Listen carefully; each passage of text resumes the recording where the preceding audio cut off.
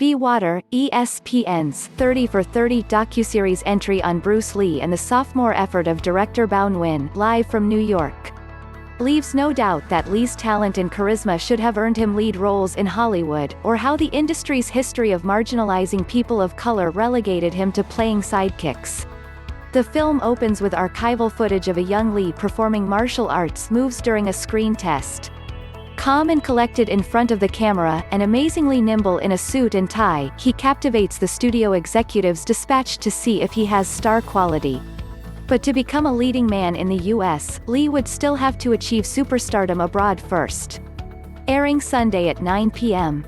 E.T. Be Water, which takes its name from Lee's observation that water is soft but capable of penetrating the hardest substance, provides much-needed context about Lee's Hollywood struggles, including commentary from his daughter, Shannon Lee, widow, Linda Lee Cadwell, brother, Robert Lee, and friends such as Kareem Abdul-Jabbar and Dan Inosanto.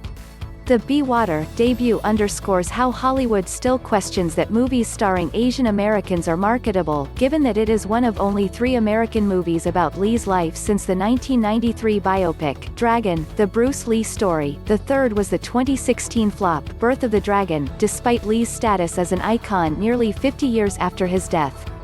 The documentary posits that the racism Lee encountered in Hollywood reflected the racism in America as a whole, and that, born in San Francisco in 1940 and raised in Hong Kong, Lee didn't understand U.S. racial dynamics when he returned to the country at 18. Then, as a University of Washington student, his friend circle included whites, Latinos, African Americans and Asian Americans. He dated Amy Sanbo, a proud Japanese American who told him how the federal government forced her family into internment camps during World War II, history that dovetailed with Lee's own understanding of 1882's Chinese Exclusion Act, which was the first U.S. immigration law to completely ban an ethnic group. Viewers who know their American history won't learn anything new from this exploration of his growing awareness of xenophobia, but for Lee fans unfamiliar with it, this part of the film should help explain the blatant discrimination he faced in Hollywood despite his obvious expertise and magnetism. That discrimination persists to this day. His depiction in 2019's Once Upon a Time in Hollywood suggests a white stuntman could have repeatedly beaten him up, which was clearly not the case.